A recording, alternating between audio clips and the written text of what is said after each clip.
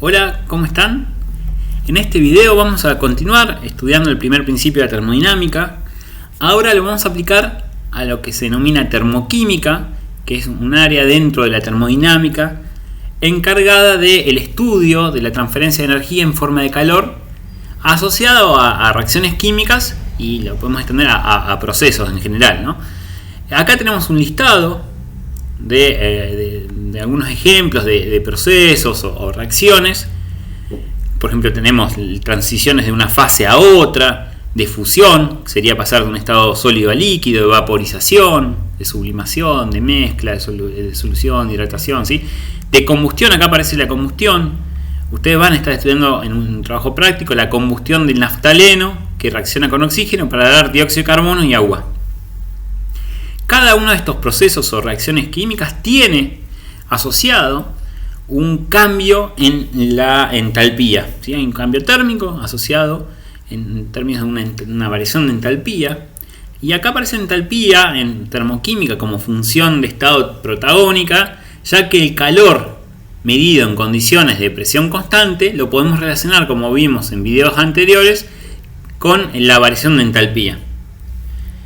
Fíjense que se aclara ese cambio de entalpía si es de una transición de fase, de fusión, de vaporización, con esta nomenclatura. Este es un detalle. UPAS recomienda que la aclaración del proceso vaya después del delta y no después de la entalpía, porque dice, bueno, recomienda en términos de que lo que uno está midiendo es la entalpía independientemente del tipo de proceso.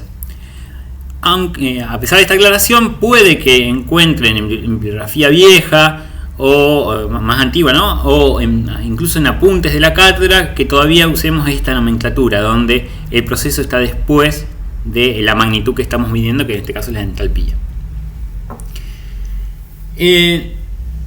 Para empezar, vamos a hacer unas definiciones y convenciones propias de la termoquímica. Después vamos a definir lo que es una entalpía de formación en estado estándar, que nos va a ayudar a construir otras entalpías, aprovechando lo que se denomina la regla de Hess, entre otras, ¿sí? Y aprovechando las propiedades de una función de estado como es la entalpía. Después vamos a estar analizando cómo cambia la entalpía con el efecto de la temperatura, eso aplicando la ecuación de Kirchhoff, y finalizamos con una breve reseña respecto a medidas experimentales en termoquímica. Entonces, para empezar, vamos a definir lo que se denomina ecuación termoquímica. La ecuación termoquímica lo que me está definiendo es un estado inicial para llegar a un estado final. Tiene que estar balanceada esta ecuación, ¿sí? En términos estequiométricos. Fíjense que en caso de poseer las energías internas molares de cada una de las especies, puedo definir una variación de energía interna en términos de asociado a este proceso o reacción, considerando productos y reactivos teniendo en cuenta los coeficientes estequiométricos de cada una de esas especies. Esta diferencia de energía interna que yo puedo asociar a un proceso, para definirla, yo tengo que tener bien especificado qué estado inicial y qué estado final yo tengo en este proceso de reacción química. De ahí que es necesario definir la naturaleza y la cantidad de las especies que yo tengo, su estado de agregación, sólido, líquido, gas. Es decir, por ejemplo, ustedes van a estar estudiando la reacción de combustión de naftaleno con oxígeno para dar dióxido de carbono y agua. No es lo mismo que consideremos el agua en su estado de agregación como líquido o que en vapor. ¿Por qué? Porque considerar el agua vapor a líquido hay un cambio de fase, ahí hay un cambio de estado de agregación que involucra un cambio térmico. Entonces, de ahí la importancia de cuando planteemos una reacción termoquímica definir el estado de agregación de cada una de las especies. También, en caso de que haya un soluto, hay que definir la concentración y la naturaleza del solvente, si hay isómeros, qué tipo de isómero, porque puede presentar cambios desde el punto de vista térmico, qué variedad cristalina, hay sólidos que pueden tener distintas estructuras cristalinas, entonces los distintos estados van a tener distintos estados térmicos, y además tenemos que definir variables de estado que en general se mencionan la presión y temperatura. Uno define y en base a eso tiene una magnitud asociada a la ecuación termoquímica. Pero de ahí la importancia de definir los estados iniciales y finales, porque me afectan a los parámetros que luego voy a estar determinando o asignando a esa reacción. Hay que hacer algunas convenciones. Una convención es la de considerar que la temperatura de reactivos es la misma que de productos, es decir, la temperatura inicial igual a la final. Eso es importante porque el cambio de temperatura involucra también un cambio energético, un cambio térmico. Y la otra consideración es que el trabajo extra es nulo, es decir, el único tipo de trabajo que podemos tener asociado en este tipo de procesos o reacciones, salvo que se diga lo contrario, es que son aquellos de cambio de volumen, ¿no? De presión-volumen. Son aquellos asociados a trabajo de compresión-expansión. En esas condiciones, a volumen constante, el calor lo podemos relacionar con la variación de energía interna. Eso lo vimos en videos anteriores. Y como mencionábamos hace un ratito, el calor a presión constante lo podemos asociar con la variación de entalpía. Fíjense que el calor, que es una magnitud que no es función de estado, lo estamos asociando en estas condiciones de medida a dos funciones de estado, ¿sí? Así como planteamos el cambio en la energía interna para esta ecuación termoquímica o este proceso termoquímico, podemos plantear lo mismo para un cambio de entalpía, donde tenemos el cambio final menos el inicial.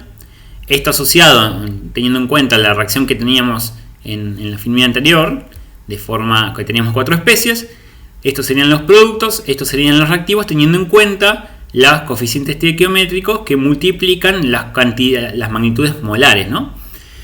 Fíjense que acá volvemos a hincapié que esta magnitud, el cambio de entalpía, lo podemos asociar al calor a presión constante. En general uno puede medir a presión constante o a volumen constante, entonces determina una magnitud u otra, es decir, o la energía interna o la entalpía. Para hacer una relación entre ellas, se suele utilizar que el término adicional respecto a la energía, a la variación de energía interna para calcular la entalpía, es un término de un cambio de volumen por la presión. Esto teniendo en cuenta la presión, a una presión constante, ¿no? Y una aproximación es para contemplar este término, considerar que las especies que afectan a este término son aquellas que son en estado que se encuentran en estado gaseoso, es decir, vamos a considerar solo reactivos y productos que se encuentran en estado gaseoso, y en función de relacionar este término usando la ecuación de los gases ideales, llegamos a esta idea, ¿no? De diferencia una variación de moles gaseosos por la constante de los gases por la temperatura en la que se encuentra el sistema. Fíjense que este delta N gaseoso, entonces tenemos en cuenta número de moles gaseosos como productos menos número de moles gaseosos de reactivo. Puede ocurrir, entonces acá tenemos la contribución que delta H está asociado a la variación de energía interna y este término donde solo contribuyen los gases. Puede ocurrir que este delta N, por un balance entre el número de moles gaseosos de reactivos y de productos, sea igual a 0, o que no haya moles gaseosos, es decir, que no haya especies gaseosas dentro de esa reacción que estamos planteando. En ese caso, delta H es muy parecido, es aproximadamente igual a delta U. Todo esto dentro de ciertos parámetros, ¿no? De presión y temperatura.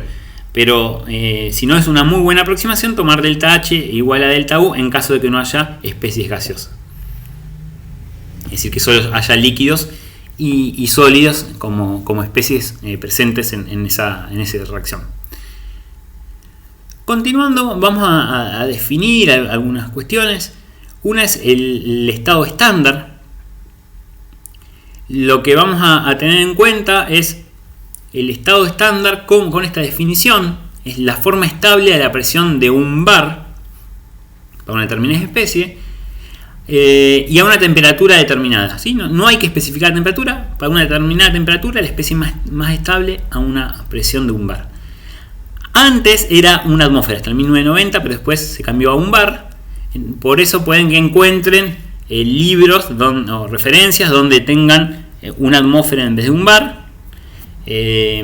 Más allá de eso, son magnitudes muy próximas y se suele tomar como una unidad, una presión unitaria, se habla, ¿no? El estado estándar. Ese estado estándar se suele simbolizar con el pi-sol, que es un símbolo de estas características que se utiliza para marcar el nivel de flotabilidad de las embarcaciones, que marca una seguridad, ¿no? Un estado de referencia que marca que por encima de un nivel determinado ya se encuentra con dificultades la embarcación para navegar. Ese nivel depende del tipo de agua que esté navegando. Y esa idea de referencia es la que se toma, ese estado estándar, por eso se simboliza con este símbolo.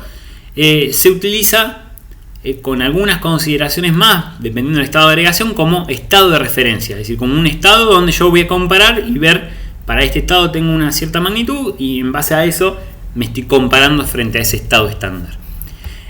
Como simbología, además de se suele utilizar o un cerito o que es creo que es conjunto vacío o tita. Esto tiene que ver con que a veces la simbología es difícil encontrarla con distintos formatos de letra y entonces van a encontrar a veces una mezcla de este tipo de formatos, incluso dentro de distintas bibliografías, ¿no? Y después podemos definir una entalpía de reacción en términos de entalpías estándar, ¿no? En molares de cada una de las especies. La variación de entalpía de la reacción va a ser la sumatoria multiplicando los coeficientes estequiométricos por las entalpías molares de cada una de las especies. Hay que tener en cuenta que con esta nomenclatura estamos generalizando lo que vimos explícitamente con 4 especies en la reacción anterior. Nada más que hay que tener en cuenta que este nu sería el coeficiente estequiométrico, teniendo en cuenta que es negativo para reactivos y positivo para productos, ¿sí? Entonces de esta forma estamos condensando de forma general lo que vimos como una ecuación con alfa, beta, gamma y delta en la reacción previa. Esto en términos de una entalpía de reacción estándar. Acá no lo dice, pero acá estamos marcando un cambio de entalpía de reacción estándar porque está en la simbología acá. Nos está incluyendo esa información. Es decir, a una atmósfera o un bar, dependiendo de la convención. Esa es la condición. No nos dice nada de la temperatura, solo de la presión. Y después podemos definir la entalpía de formación estándar como el cambio de entalpía asociado a la formación de un compuesto a partir de sus elementos en sus estados estándares, ¿sí? ¿Qué nos va a permitir la entalpía? La entalpía como función de estado, lo interesante es que nos permite sumar contribuciones, por ejemplo, ir por pasos para llegar a un mismo estado final. En este caso, por ejemplo, tenemos la variación de entalpía estándar desde un sólido a un estado de agregación gaseoso, es decir, la entalpía de sublimación va a ser igual a la entalpía de fusión más la de vaporización. Es decir, estamos pasando por un estado intermedio donde en vez de pasar del sólido al gas directamente, estamos pasando del sólido al líquido y del líquido al gas. Esta suma de dos contribuciones es igual a la entalpía de sublimación. O sea, lo importante son los estados finales iniciales y finales a los cuales llegamos. Otra propiedad de las funciones de estado, y por lo tanto la entalpía lo tiene, es que el valor de la entalpía para ir de un estado A a B es igual y opuesto a la entalpía de ir del estado B a A, que es esto que estamos expresando acá. Entonces, teniendo en cuenta este tipo de estas propiedades asignadas a las funciones de estado, podemos construir la regla de Hess, que dice que establece que el cambio de entalpía de una reacción es el mismo si ocurre en un paso o si se considera la suma de una serie de pasos. A partir de la entalpía de formación puede mostrarse que, entonces, acá teníamos la entalpía de reacción, planteándola a partir de las entalpías de cada una de las especies en estado estándar. Y lo que plantea entonces la ley de Hess o regla de Hess, que esa misma entalpía de reacción la podemos hacer como una sumatoria de las entalpías de formación. Esto sería de formación de productos menos las de reactivo. Esto en forma condensada, teniendo en cuenta el signo de nu. Acá sería delta, esto es equivalente, ¿no? Pero donde nu es positivo para productos y negativo para reactivos. Entonces, hacer esta cuenta o hacer esta cuenta son equivalentes. Ahora, vamos a ver que la entalpía de forma absoluta no la podemos definir, entonces tenemos que caer en esta definición de entalpía de reacción. Acá un gráfico, lo que sería, estamos partiendo de reactivos, ¿sí? Para ver, y este serían los productos, es el delta H de reacción. Lo que estamos haciendo es de los elementos generar los reactivos, de los elementos generar los productos, y su diferencia, es decir, las entalpías de formación de reactivos y la de productos, nos da la de reacción a modo de esquema. Esto a modo de ejemplo, la ley de Hess y ver la utilidad que en materias anteriores ustedes algo han aplicado. La idea es evaluar la diferencia de entalpía entre el carbono bajo la forma de grafito y diamante. Queremos evaluar este proceso, ¿sí? De grafito a diamante, conociendo las entalpías de combustión como dato. Es decir, nos dan este dato de la combustión del grafito a dióxido de carbono, nos dan el valor, y de diamante. Entonces, teniendo en cuenta la ley de Hess, esta idea de ir por distintas etapas, fíjense que podemos plantear esta es la reacción 1, la de grafito, la combustión de grafito, menos la reacción 2, que sería la combustión del diamante. Si planteamos en términos de las entalpías de cada una de ellas, ¿sí? En términos de definición, que sería la entalpía de dióxido de carbono menos la entalpía de oxígeno menos la de grafito, y en este caso lo mismo, la de dióxido de carbono menos la de oxígeno menos la del diamante. Planteando esta diferencia, vemos que hay términos que se nos cancelan y termina quedando en definitiva la entalpía del diamante menos la entalpía del grafito. Fíjense que cancela, es menos con menos más, nos queda acá. Entonces nos queda la entalpía del diamante menos la del grafito. Son equivalentes entonces a hacer esta ecuación a hacer las diferencias de entalpías. Lo que nos da un valor que en la entalpía del diamante es superior en valor respecto a la del grafito, ¿sí? Esto, continuando con otro ejemplo, fíjense que lo que podemos hacer es,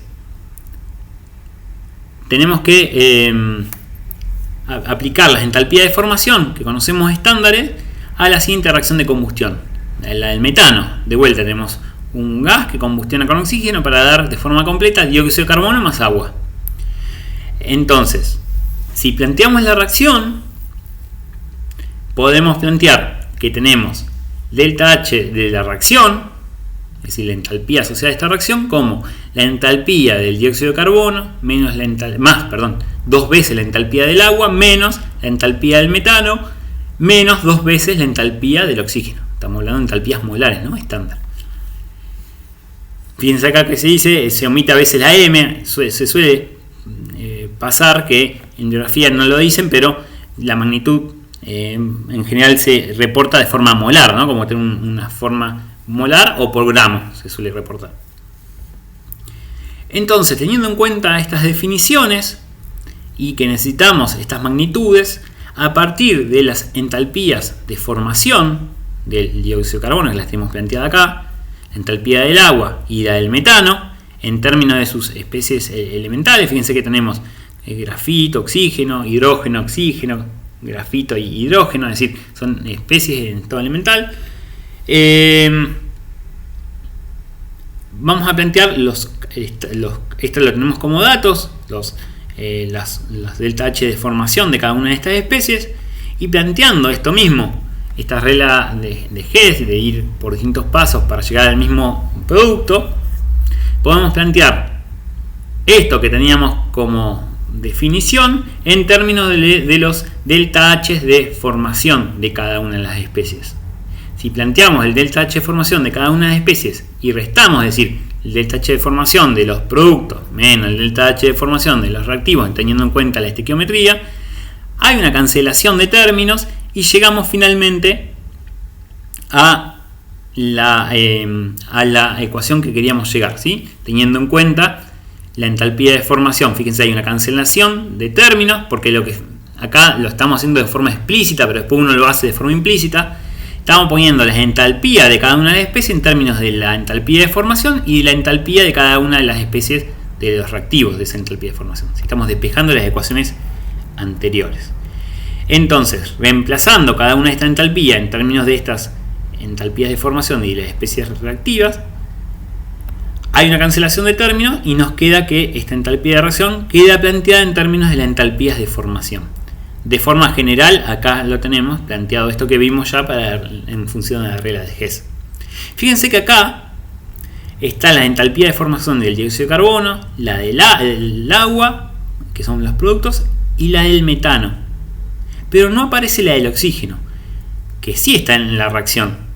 Pero el oxígeno, la entalpía de formación del oxígeno es cero, ¿sí? Porque lo que estamos considerando es la entalpía de formación, pasar del oxígeno para dar oxígeno. Es cero, ¿sí?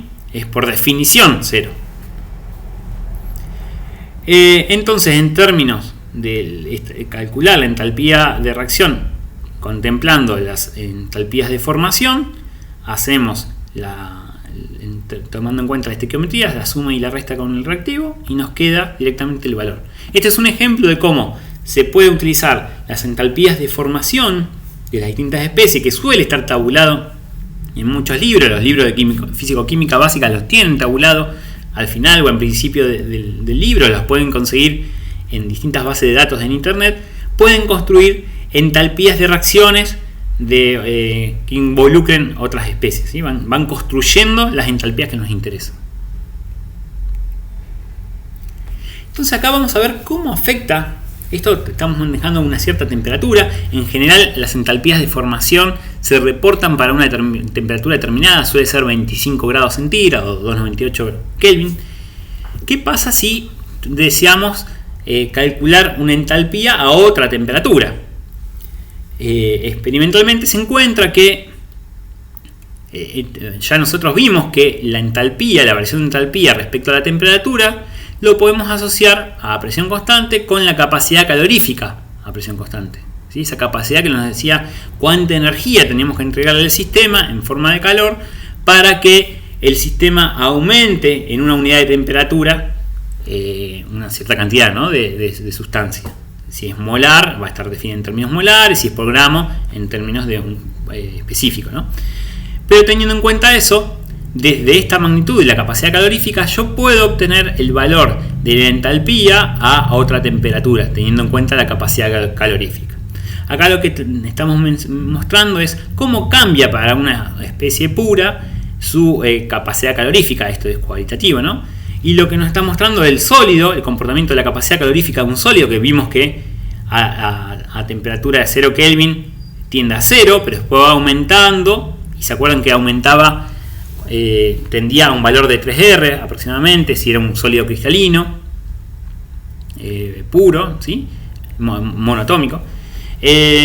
Después vemos que hay una discontinuidad acá, tiene que ver con el cambio entre a la temperatura de fusión. Acá cambia entre tener sólido a tener líquido, y después cambia nuevamente con respecto a la capacidad del vapor. Estas diferencias que ocurren tienen que ver con las contribuciones en términos de interacciones que tienen las moléculas. Acá podemos pensar que las moléculas están alejadas, entonces la contribución que tenemos a la capacidad calorífica tiene que ver con lo que ya estuvimos viendo al principio del curso respecto a los movimientos asociados a la energía cinética, ¿no? De traslación, rotación y después vibraciones. Pero en el líquido además tenemos una energía potencial debido a la cercanía de las moléculas. Entonces ahí aparece términos adicionales que tenemos en el líquido respecto al vapor. Esa idea de poder rotar la molécula, así aparece que hay grados de libertad extra respecto al sólido, donde vimos que los átomos están más restringidos en cuanto a su movilidad. Teniendo en cuenta estas diferencias, lo que podemos observar en términos de la entalpía, pasando desde el 0 Kelvin, ¿no?, ir aumentando y pasando a los distintos estados de agregación, también esta suma, y vamos a ir sumando en términos de contribuciones, siempre ir sumando, donde vamos a ver quiebres en términos de una temperatura de fusión, y en este caso una temperatura de vaporización. Este cambio que estamos viendo es el cambio asociado a la fusión y al cambio de entalpía de vaporización.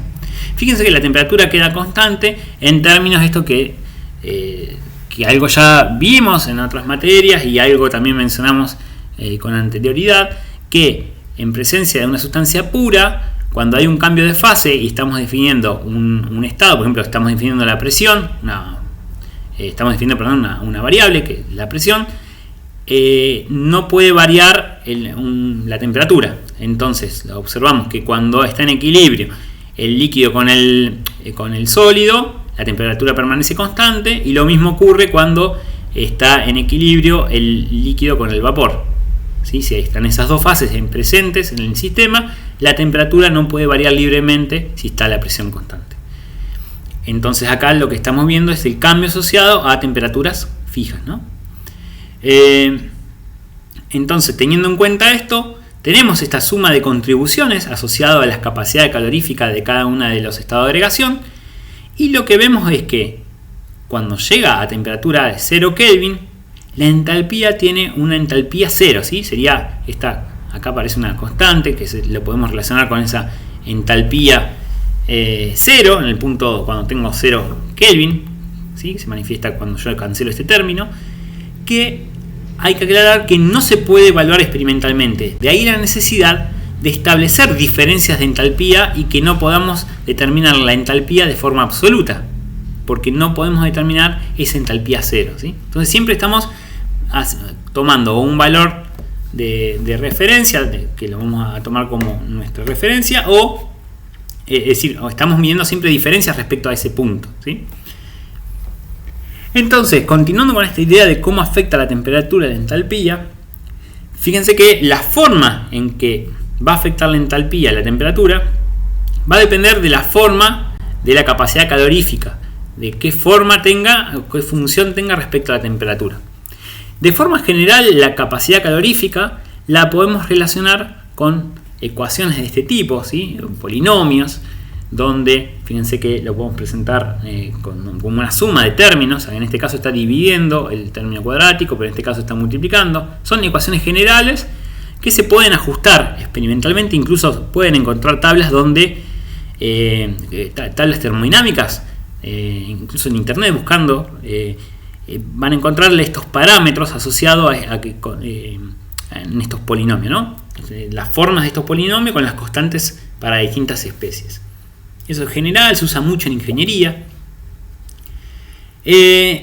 Entonces, en función de cómo es la forma de la capacidad calorífica, la entalpía, cuando integremos a partir de su definición de la capacidad calorífica, va a tener una forma dependiendo de cómo sea la forma de la capacidad calorífica. Teniendo en cuenta esto, podemos plantear, sin falta, saltamos.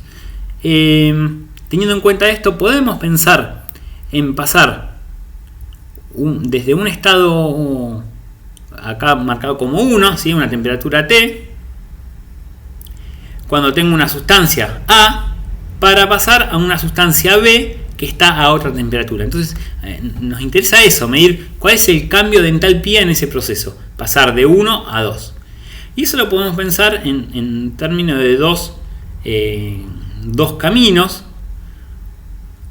Podemos ir por este camino o podemos ir por este camino. Lo importante es que estamos partiendo de un estado y llegando al mismo estado final. Y para hacer eso, lo que podemos hacer es, fíjense, plantear el término H2 menos H1 en términos de este camino, ir de acá por acá y de acá a este término, que eso lo podemos desglosar en este cambio de entalpía del punto 1 a B, y este cambio de entalpía de pasar la reacción desde A a B, ¿sí? Acá sería calentar A, y acá lo que estoy haciendo es hacer la reacción a T más delta T. O plantear el otro camino, que sería hacer la reacción a T, ¿sí? Pasar de A a B a una temperatura, y después calentar B hasta el punto 2, ¿sí? Serían equivalentes los ambos pasos. Entonces, teniendo en cuenta eso, puedo plantear, fíjense, lo que tenemos planteado como de 1 a B o de A a 2 es el calentamiento de una sustancia, y el calentamiento de una sustancia tiene asociado una variación de entalpía en términos de la capacidad calorífica, como estábamos viendo, ¿sí? Entonces, planteando desde estas ecuaciones, planteando la diferencia, acá tenemos una igualdad, planteando la diferencia de delta H de reacción a una temperatura T más delta T respecto a delta H a una temperatura T, hacemos la diferencia, igualamos, hacemos la diferencia de este término y nos queda esta contribución, ¿sí? Que sería la diferencia entre estos dos términos, que expresado en términos de esta forma explícita, en términos de las capacidades caloríficas, nos queda esta integral. Fíjense que en este caso hay una que queda en valor negativo porque estamos cambiando, nos queda planteando acá, pensamos esta en términos negativos para un lado y nos queda negativo este valor, ¿sí? Entonces, fíjense que esta variación que tenemos acá de capacidades lo podemos relacionar directamente con una variación de la capacidad calorífica. Entonces, acá aparece la ecuación de Kirchhoff, que nos menciona que la variación de entalpía respecto a la temperatura está asociada a una variación de la capacidad calorífica. Es esto que tenemos acá recuadrado. Entonces, teniendo en cuenta cómo es la variación de la capacidad calorífica, que tiene que ver también con cómo es la variación de cada una de las capacidades, la variación de la capacidad calorífica expresada en estos términos, ¿no? Como, de vuelta, la sumatoria teniendo en cuenta el coeficiente estequiométrico de productos menos reactivos, donde este NuJ tiene en cuenta el signo, ¿no? De productos positivos, de reactivos negativos. Entonces, planteando la variación de entalpía respecto a la temperatura en términos de la variación de esta capacidad, de la capacidad calorífica de la reacción que estamos planteando, pueden ocurrir distintos casos.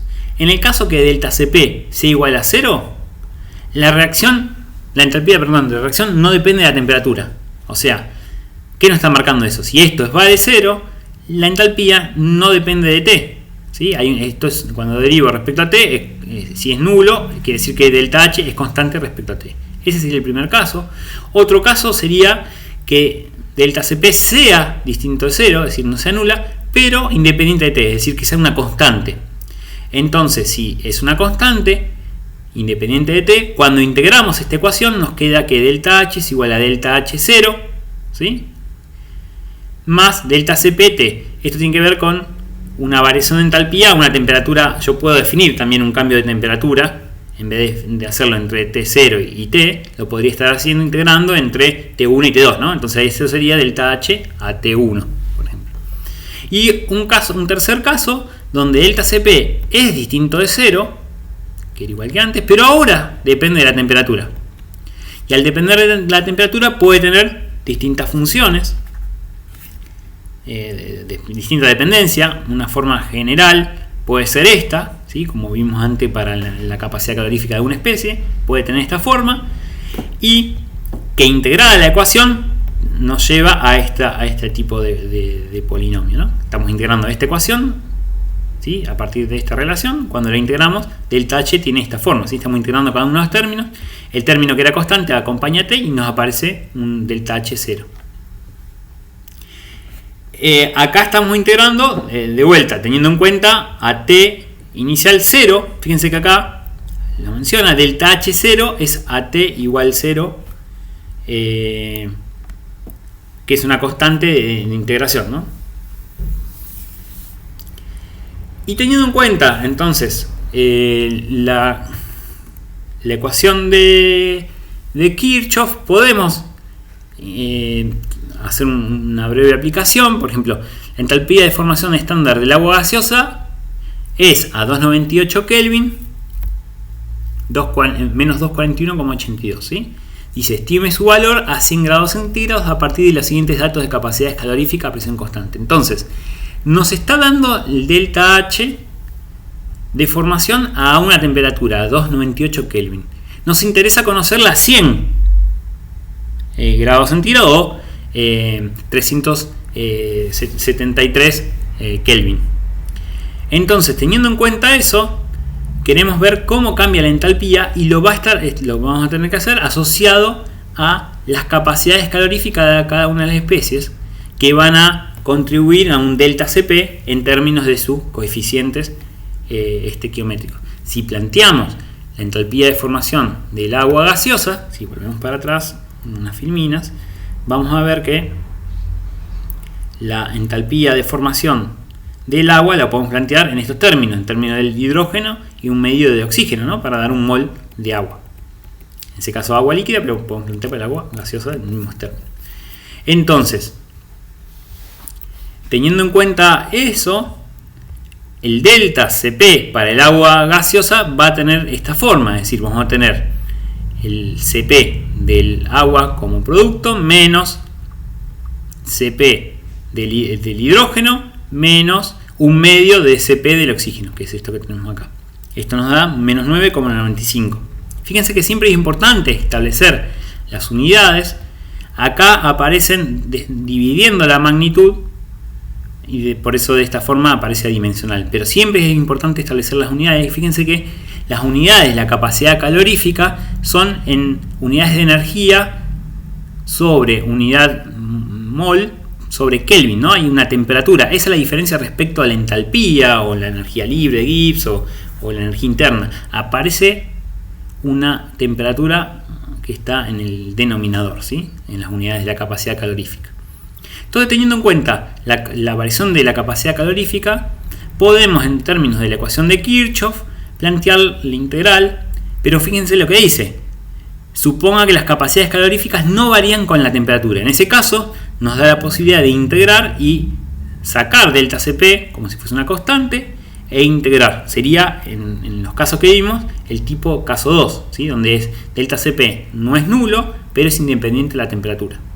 Integrando nos queda un delta H de formación a temperatura inicial, que sería en este caso a 298, que es este valor que tenemos acá, más delta Cp por delta T. Delta T, ¿cuál va a ser el valor? Pasar desde los 298 a los 373 Kelvin, ¿sí? O de 25 grados a 100 grados centígrados. Esa diferencia de temperatura, 75 grados, multiplicada por este delta Cp, fíjense que acá hay una conversión. Esto que estaba en Joule lo pasamos a kilojoule para poder relacionarlo con este valor que lo tenemos en kilojoule.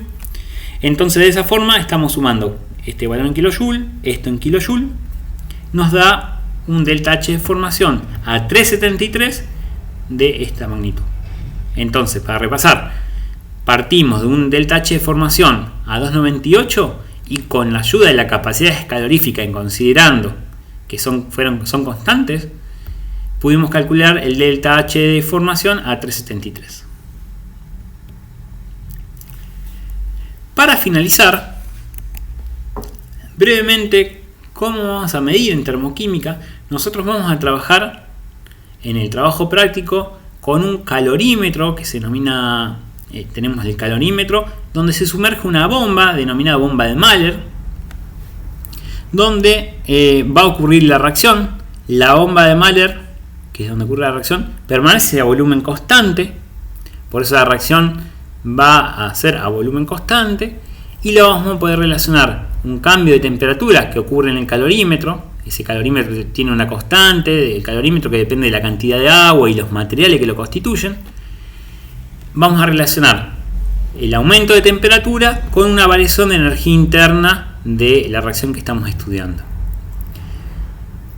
¿Por qué? Porque el calor que estamos midiendo es a volumen constante. Y luego vamos a hacer la conversión teniendo en cuenta la variación de moles gaseosos, para aproximar al valor de la variación de entalpía.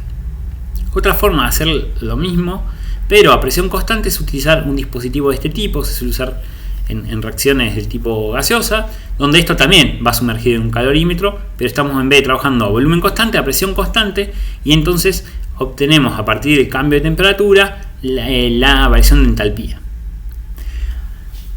Un poco a modo de solo comentario, porque conozco muy poquito las técnicas, pero sí a modo de notar que este tipo de técnicas son muy importantes para toda su carrera. Por ejemplo, acá esto es una calorimetría diferencial de barrido. Lo que hace es ir aumentando la temperatura de una muestra respecto a una referencia, se va calentando y lo que se observa es cómo varía la capacidad calorífica de la muestra, ¿no? En términos respecto a la referencia. Y es muy útil este tipo de calorimetría para, por ejemplo, ver los estados de transición de proteínas. Por ejemplo, cuando está de forma plegada y cuando pasa a estar desnaturalizada. Ese tipo de transiciones se pueden observar con este tipo de mediciones. Y en este caso, por ejemplo, tenemos la calorimetría de titulación isotérmica. Lo que se hace es, por ejemplo, ir inyectando algún reactivo, así por ejemplo podemos estar usando un ligando determinado a una proteína e ir observando cómo cambia las propiedades térmicas en términos del tiempo, ¿sí? Entonces vamos inyectando y se van observando cómo cambian respecto a una referencia en términos térmicos, ¿no? Porque la aparición de un ligando sobre una proteína que actúe de blanco molecular, eso tiene un cambio desde el punto de vista térmico y se puede asociar entonces agregando distintas cantidades cuándo es que la proteína se saturó,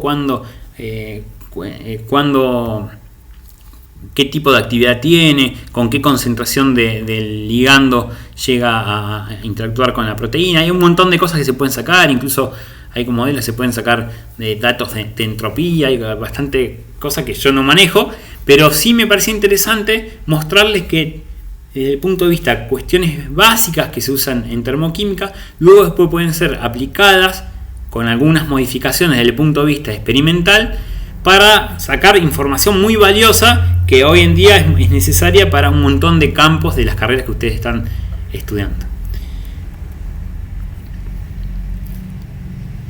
De vuelta les pido que busquen esas palabras clave. Acá es un capítulo corto con muy pocas palabras clave, que muchas asociadas a capítulos anteriores, pero está bueno que empecemos ya a ver en qué condiciones hay que medir, qué información nos da. Acá no aparece todavía la entropía, después vamos a ver que aparece la entropía. Entonces este tipo de estudio nos sirve para sacar la energía libre, la energía interna, la entalpía. Pero qué pasa con la entropía, bueno, en qué condiciones estamos midiendo, qué pasa con el trabajo extra, como empezar a ir viendo ese tipo de cosas. Y acá un par de preguntas, hay otras, ¿no? Pero como a modo de ver qué ocurrió en el capítulo. ¿Por qué es importante establecer el estado de reactivo del producto para la termoquímica de una reacción? ¿Sí? ¿Por qué la importancia de ese listado de cosas a definir entre reactivo y producto es importante desde el punto de vista de la termoquímica? ¿Y cómo es que afecta la dependencia de Cp con la temperatura a la entalpía de una especie y a la entalpía de un proceso que involucra varias especies a una reacción? ¿Cómo vamos a seguir? En el siguiente video vamos a estar viendo termodinámica aplicando ya el segundo principio. Vamos a empezar a ver que aparece ahí la función de estado de la entropía como protagonista, y que nos va a permitir ver que no son lo mismo el calor y el trabajo como formas de energía. Esto que para la primera ley son equivalentes y están ahí asociados. Bueno, ahora vamos a ver que el trabajo y el trabajo y el calor no son equivalentes. Bueno, eso fue todo por hoy. Nos vemos en el siguiente video.